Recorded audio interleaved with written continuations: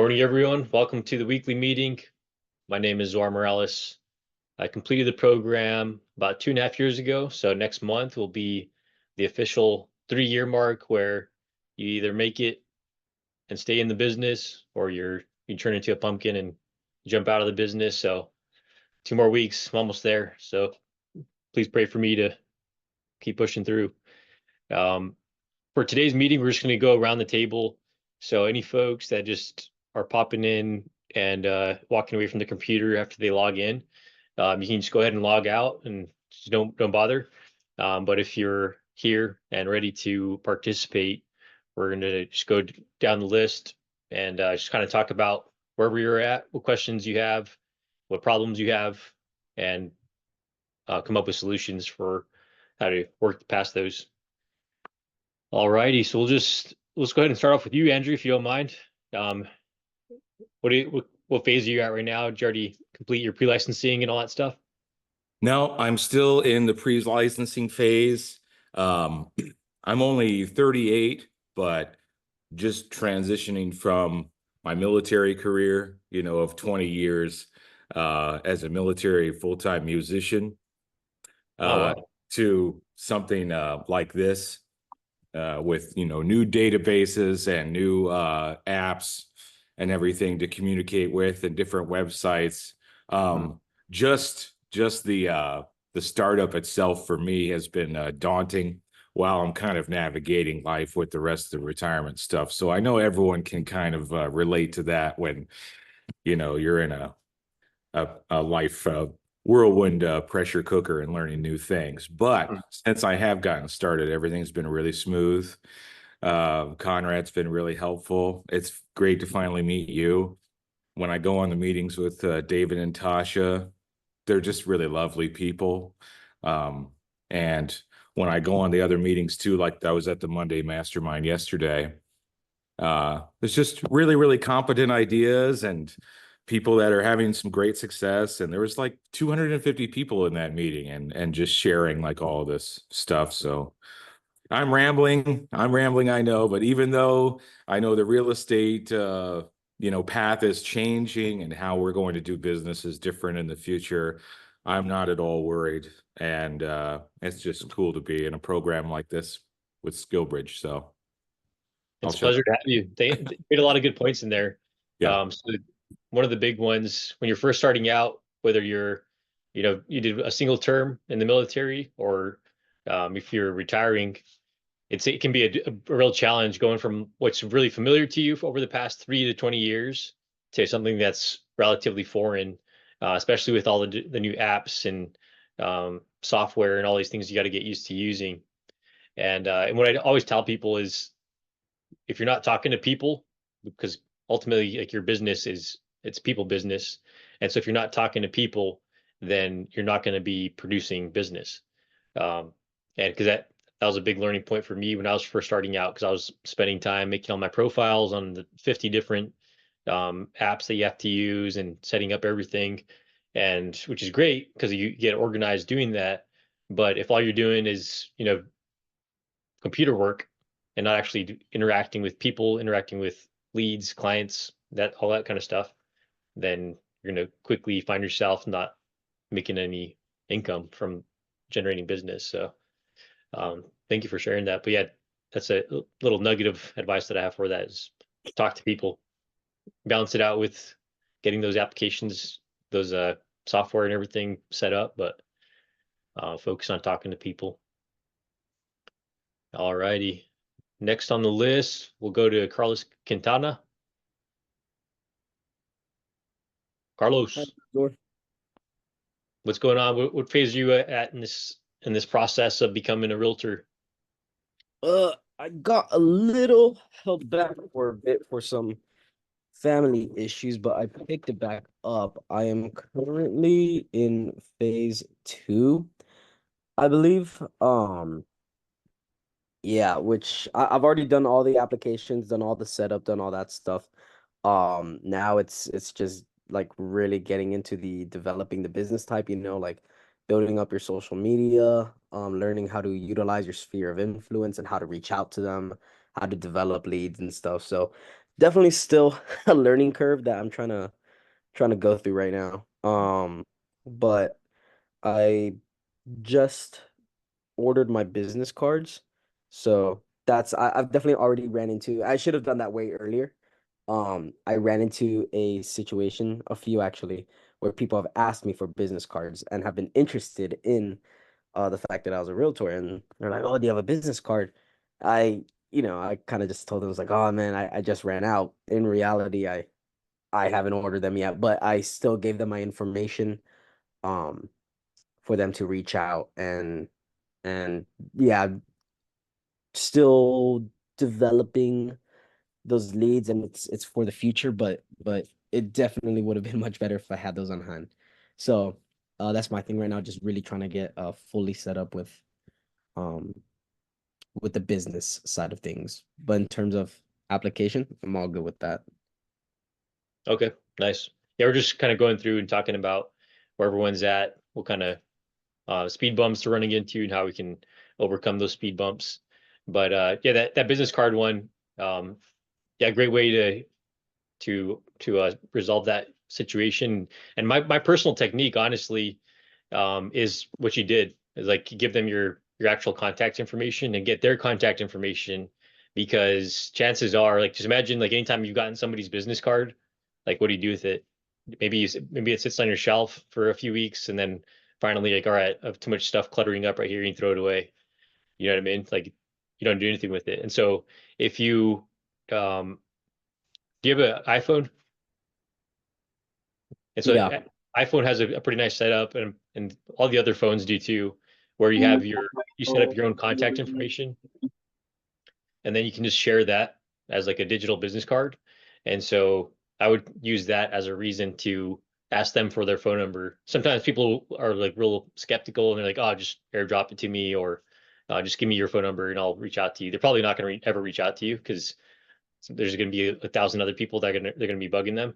But if you get their phone number, then it's just a matter of whether or not you choose to follow up with them or not. You know what I mean? Um, and yeah, I recommend making that template in your phone and then sharing that with people so you can actually have their information. I saw one, um, it's been advertised a lot. Uh, and it's probably just a targeted advertisement since I've been looking stuff up on business cards recently. But it's called like the dot card or something like that. It's like a credit card, and it replaces like the actual physical business cards. So all you do is tap it on someone's phone, when they're like, "Hey, can I have a business card?" And then it adds your contact, but then it also gives them um access to like your website and stuff like that. So instead of just seeing the business card, which yeah, most people they just throw it on their fridge or on their side of their desk or straight in the trash, it actually opens up a Safari page of your website. Um, and it's like, they have it right there. And yeah, I mean, they can go and delete it later if they want, but just simply being on their phone, having it there, supposed to help out with that. It's not too Yeah, expensive either. It's only like I think $40. Um, yeah. I so dropped the link for it in the chat box. Looks like they're like $20. So yeah, it's a good definitely a good resource to have, because then instead of carrying around, so like normally I carry around this tin with like five to 10 business cards in it. But then if you forget to refill it, and then you're just carrying around this tin for nothing, you know what I mean? But that card, it can just sit in your wallet along with your credit cards, whatever else you hold on to, or just like tuck it into your phone or something. And then you never have to worry about refilling it because you just scan it on your phone. That's a good idea. All right. Who's next on the list?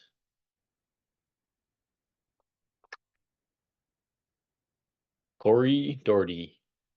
I don't know if I pronounced your last name correctly. Yeah, you got it right. How's it going, Uh, Corey? I'm doing pretty good. How about you? Good. Right now, So, I'm still just in the pre-licensing portion, okay. but I guess like a challenge that I'm having is being home with a 2-year-old daughter because my wife got a job and she's working full time now. Hmm. It's hard to like actually focus and retain the information because I'm constantly interrupted. Hmm. I guess that would be like something I'm trying to overcome is getting through that while she's awake, while she's napping, it's super easy. But Yeah. other than that, yeah. Have you tried audiobooks or like a PDF reader? Yeah, I do that. I have my headphones in and stuff like that, but she's very curious. Oh yeah, I bet. But I do my best. Hmm. I guess one other random thing that comes to mind is like talking to her like you're teaching her, even though she's a 2-year-old and she hasn't most likely doesn't know what you're saying, or like at least doesn't seem like she knows what you're saying. Maybe that's a technique. Yeah, I'll give that a try. Yeah. But yeah, it can be challenging, and but even if you just like set aside like 1 to 2 hours a day after a week. So if you just study 5 days a week instead of the weekend too, that's already 10 hours. And after a month, that's 40 hours. So yeah, it could add up pretty quickly if you just block off and be disciplined about that, which I know is challenging. Like if your wife gets home from work, she's exhausted and doesn't want to or isn't able to give you those 2 hours, or maybe wake up first thing in the morning. I've been getting up at 3 o'clock for a few months now, and it definitely have some peace and quiet during those first couple hours, and it's just a matter of going to bed earlier. So Yeah, definitely. yep. Thank you. All righty. Who's next? Iribe.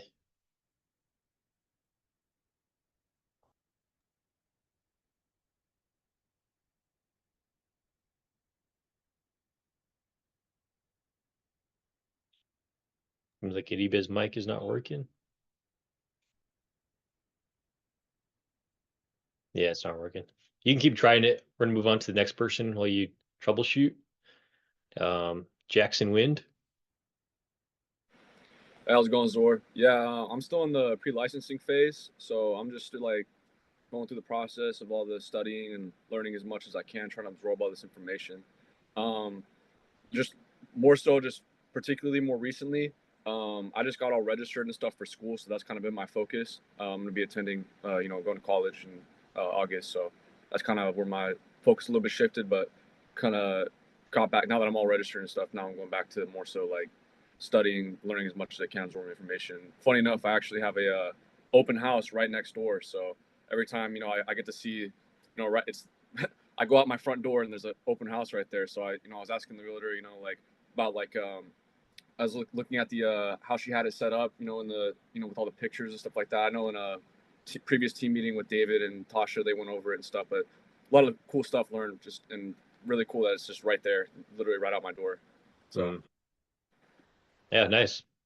Yeah, it's a great way to learn by just going checking out houses. Like you don't have to be licensed to go look at open houses and take note of how people react to you, like when you walk in, so you can, because it'll be like both good and bad. Like some people, you walk in and they're like, they give you like a dirty look, like what are you doing here?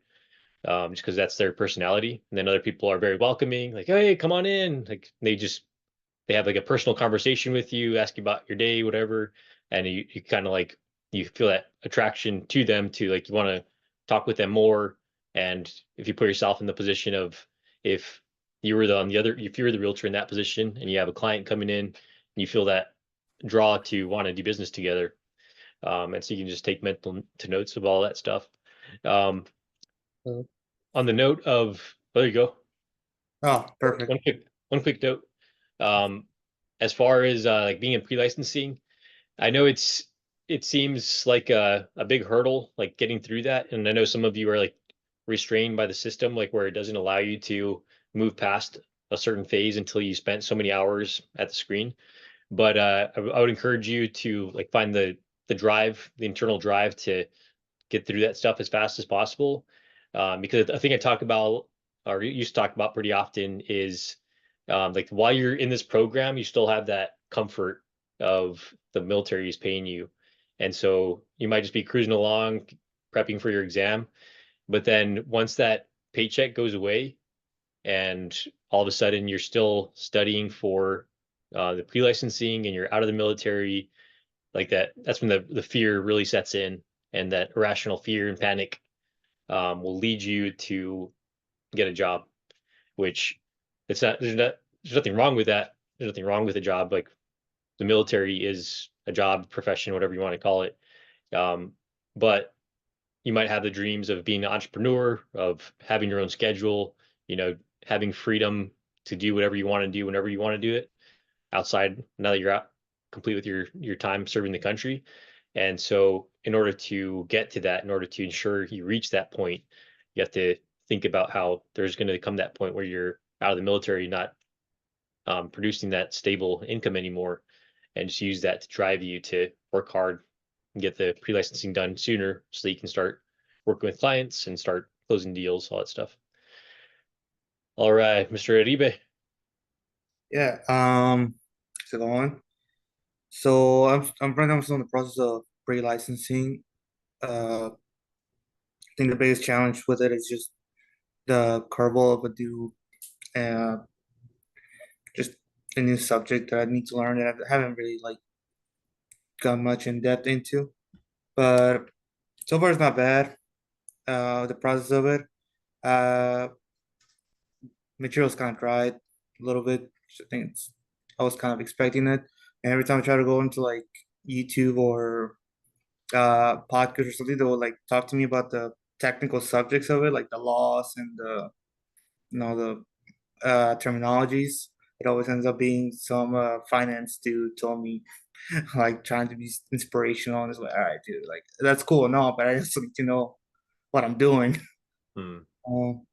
That's kind of just finding the right material other than just using the pre-licensing courses that I'm Yeah. kind of struggling with. Okay. Yeah, I was gonna say to like watch YouTube videos and stuff, but honestly, yeah, the material is just dry. And um, one way that I made it fun was making a game of it, making a game of studying. And so the pre-licensing or the practice exam that I would take, I would set a timer, and I would try to see how fast or how long it would take me at first. And then every time I'd write down the time on a little sheet of paper, how fast I did it, and then my score that I got, and then I do it again and try to beat that time and beat the score. And you can break it up into smaller chunks if you have to, so you don't. Because the first couple times I took the practice exam on a PSI on the website called PSI, took me like 4 or 5 hours. Like I had to take multiple breaks because I was just losing my mind taking it. But after like the 10th or 11th time that I took it, I could knock it out 45 minutes with a passing score, no problem. I would see the group of words, like barely even read them, and I would already know the answer. And I actually understood what the answer was and wasn't just memorizing the questions. And that just comes with your student repetitions and making it a game out of it, making it fun, doing it that way, regardless of how dry the material is. Because yes, it's very dry, and the real learning happens after you get your license, like when you're actually interacting with people, um, you know, doing listings, sitting open houses, shopping around. That's when all the real learning happens. And all this really dry material that you got to just memorize for the test. Like you just got to power through it. Alrighty. Thank you, sir. Next up, Janessa O'Donnell. Hello. I'm done with the pre-licensure. I take my test on Monday. Um, I mean, obviously I'm concerned if I'll pass, but I have been studying for a while. I do understand when Corey says I have a 1.5-year-old at home, so it took me, I feel like a lot longer, as you can hear him in the background. Yeah.